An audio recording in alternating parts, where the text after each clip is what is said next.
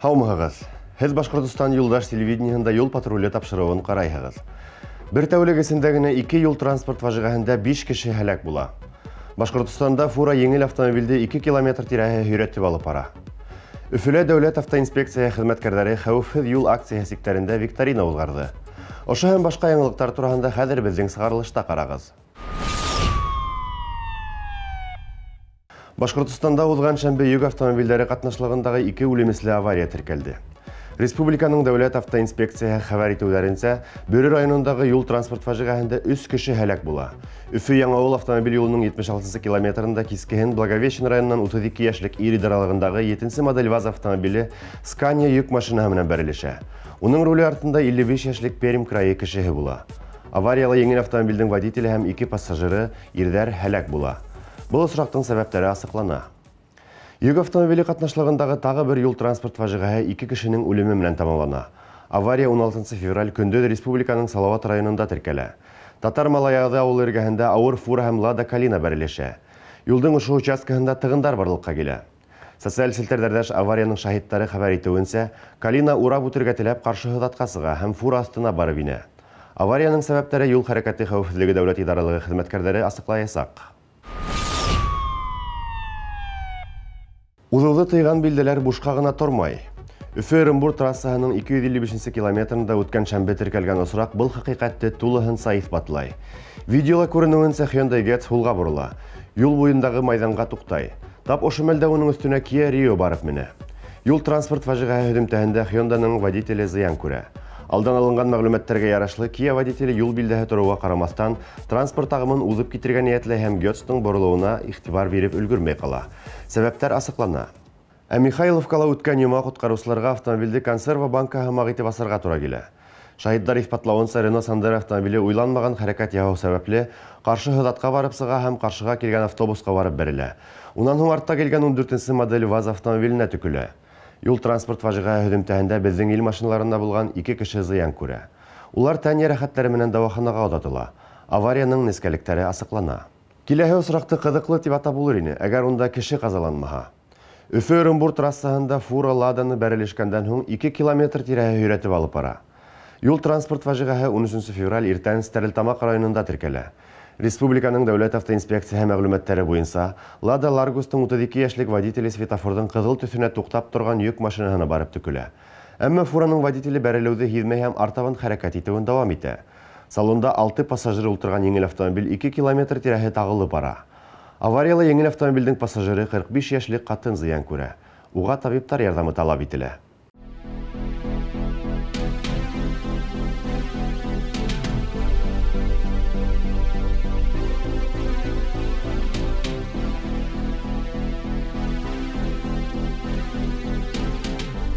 Өфөлә көн һайын бихисап юл транспорт һәлакәттәре теркәлә. Бәхеткә улардан күбеһе механик казалану менән тамамлана. Әмма шуны ла онытырга ярамай.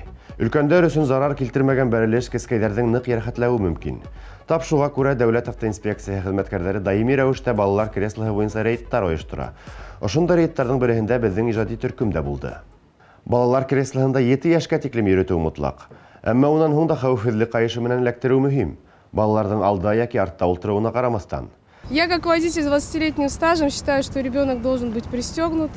Это в интересах нас и ребенка. Это его безопасность, здоровье. На дорогах всякое случается.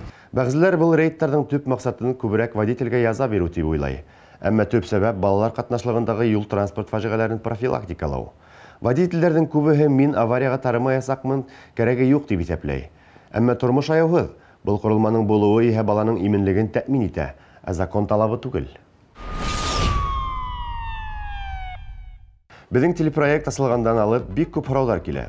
Уларга тик белгечләр генә җавап бирә ала. Атап әйткәндә, дәүләт автоинспекцияһы хезмәткәрләре.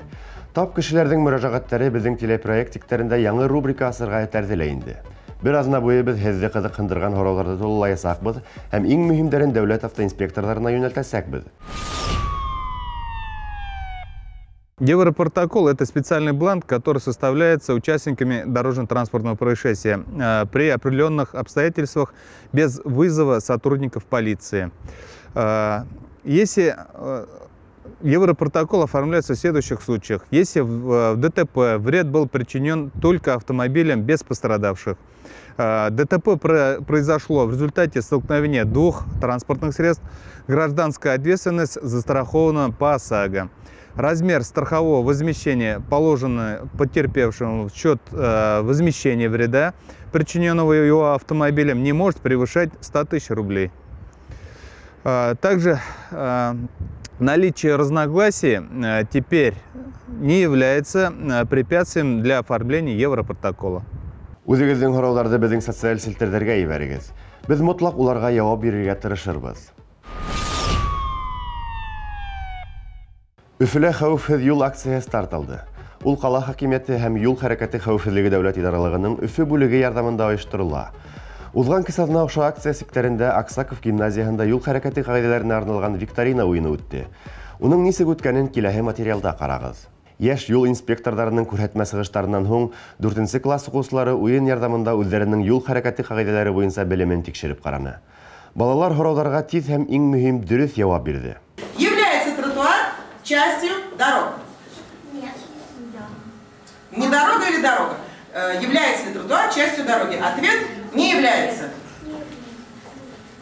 Нет, ты не смущайся, я же не исправляю. Твердо, уверенно ответь. Является? Не является, да, сказала? Не путаю. Все, я не путаю. Она потому сказала правильно. Ну, конечно, нет, не является. Викторинага йомгак яһагандан һуң беркем дә бүләкһез торып калманы. Һәр укучыга уларның юлда яхшырак күренүенә булышлык иткән яктылык сагылдыручы элемент тапшырылды. Было очень много сказано полезной информации. Детям были розданы вот такие светоотражающие комплекты. Объяснена была важность использования фликеров. Мы надеемся, что каждое такое мероприятие, проведенное с нашими детьми, позволит сделать наши дороги более безопасными и более комфортными. Кайһы бердә юлларда шундай водительләр осрай. Улар хакында халык таныклык хатып алган, идара итү һәләтен хатып алмаган ти. Әмма оста йөртү нескәлектәрен үзләштерү еңел генә бирелмәй. Без хәвефсез идара төшенчәһенең серләрен әз булһа да төшендерү өчен сюжеттар серияһын башлайбыз. Многие водители, которые начинают ездить, не совсем представляют, что же такое безопасная езда. Сегодня мы вместе с нашим экспертом Дмитрием Лужбиным узнаем, что же такое безопасно передвигаться на автомобиле. Дмитрий, здравствуйте. Здравствуйте. Ну, расскажите, с чего начинается безопасная езда? Безопасное вождение, но в первую очередь начинается с хорошего обзора и с правильной посадки за рулем. Ну что, попробуем изучить этот вопрос и правильно сесть за руль.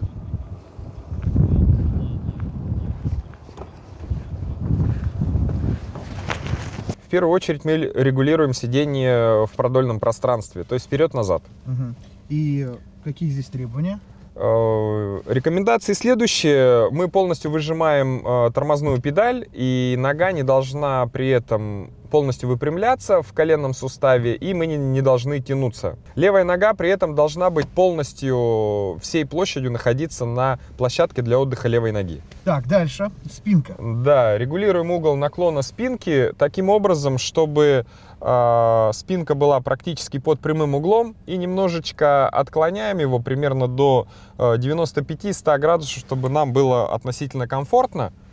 И правую и левую руку кладем запястьем на рулевое колесо в точке 12, ну, верхний край рулевого колеса. И мы должны, получается, достать. Так, вот примерно 100 градусов. Так, руль опускаем, чтобы было видно приборную панель. Да, чтобы внутренний обод рулевого колеса соприкасался у нас с верхней частью приборной панели. Руку. Да, кладете запястье на верхнюю часть рулевого колеса, рука не должна быть согнута в локтевом суставе. И при этом у вас лопатки должны быть прижаты к спинке сиденья. Так.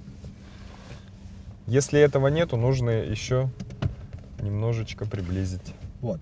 Теперь лопатки у меня прижаты, и запястье лежит на 12 часах. То есть вот именно это правильная посадка за рулем. Да, именно это правильная и безопасная посадка за рулем. И из этого положения вы максимально быстро сможете выйти из экстренной внештатной ситуации. Что ж, с правильной посадкой за рулем на сегодня мы разобрались. Смотрите в следующих программах телепроекта «Дорожный патруль» непосредственно обучение безопасному вождению. Көн һайын юлдарда игътибарга лайыклы вакыйгалар булып тора. Уларның күп өлеше видео күзәтү корылмаларының объективына эләгә. Бер кадр менән рубрикаһында без Башкортстан Республика биләмәһендә төшерелгән иң кызыклы материалларны йыйдык.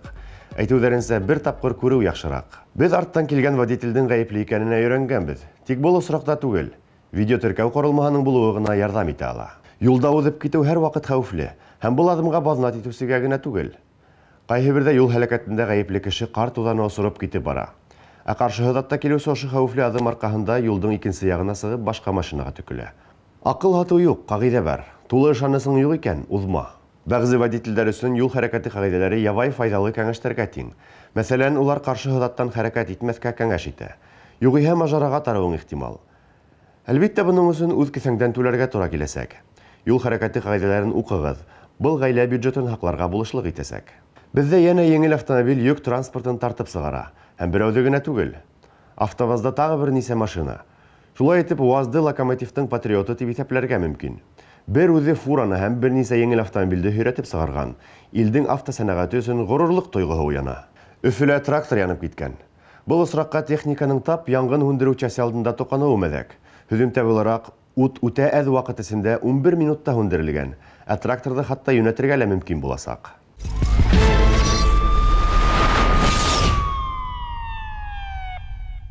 Автошкола «Автокурс». Обучение на все категории. Город Уфа, проспект Октября 132/3, поселок Чесноковка, улица Школьная, 2/2. Телефон 293 46 06. У вас проблема, у нас решение. Квалифицированный персонал, запчасти в наличии, приятные цены и персональный подход. Сервисный центр «Лето». Мы делаем то, что хорошо знаем.